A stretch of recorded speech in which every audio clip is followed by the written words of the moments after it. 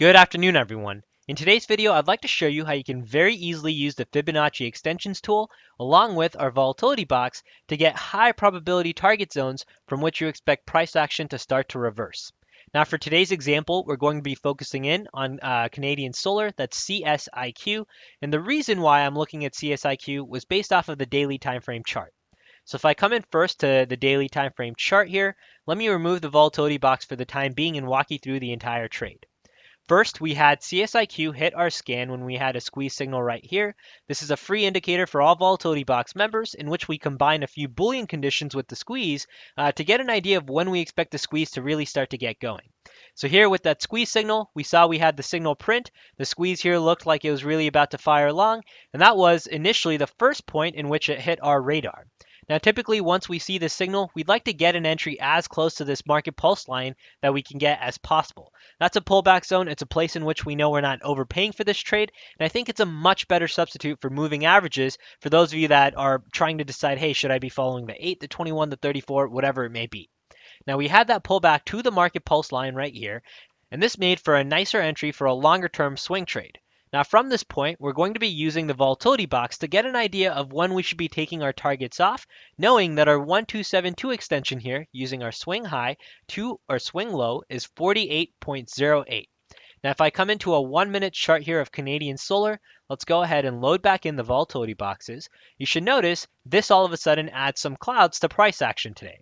One other way that you could also see this is by using our dashboard directly on our website. This is volatilitybox.com, where for Canadian Solar, you'll notice you have two sets of levels. The left-hand side is our long levels. This is the place in which we're looking to get long. And the right-hand side are our short levels. So ST is short target, short entry, short stop. And this is primarily for day trading. However, for the swing trade opportunity, the place that I like to take targets off is that short target. This is the first place in which we're looking to take targets off.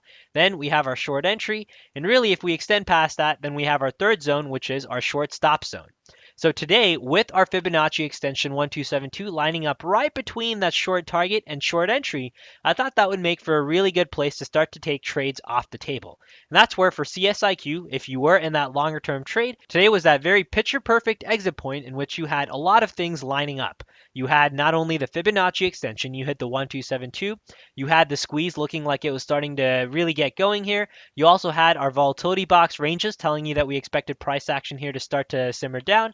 And now if we come back into a daily time frame chart here, if we're looking at the next potential place that you'd want to repeat the same exact process, our next extension here is 1618, which is at 52.17.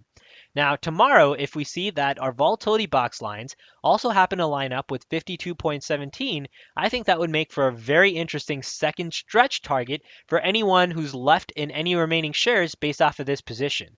That would be a stretch target. My stop here would be at break even, which the break even is very close to that 39 mark, which gives you a good amount of cushion here, right? We went from 39 all the way up to currently 47.98, looking to see if we can break above that magical resistance point of 50 all the way up to 52.17 based off of not only the momentum that we're starting to see, but if we can see the squeeze actually fire long, I think we may actually see that stretch 1618 get hit, and also this longer term 1272, which if I come into the weekly time frame chart here, let's expand this to max available, then that's this swing high to this swing low, which gives you that 1272 extension a little bit further up near that 53.82 zone.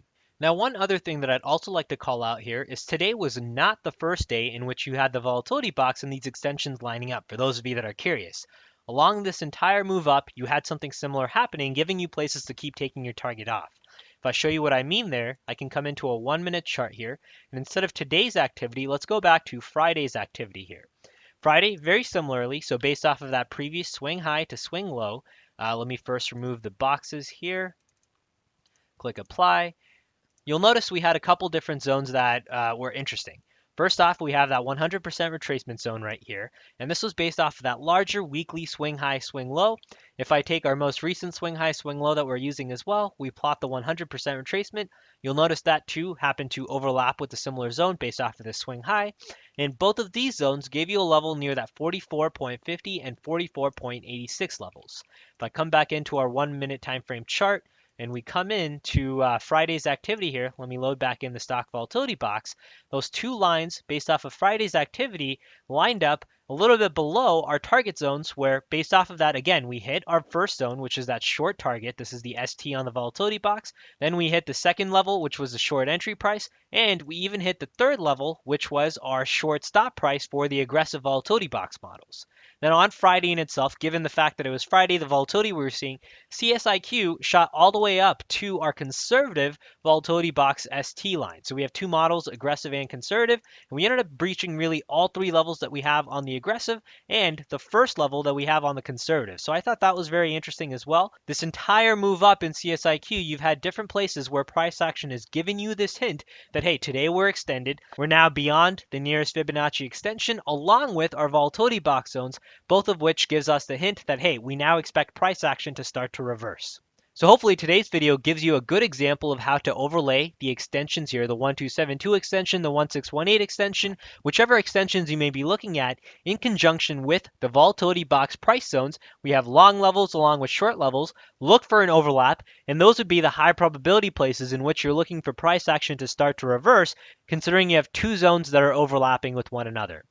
All right, hope this video helps. Take care, everyone. Good luck trading, and we'll see you in the next update.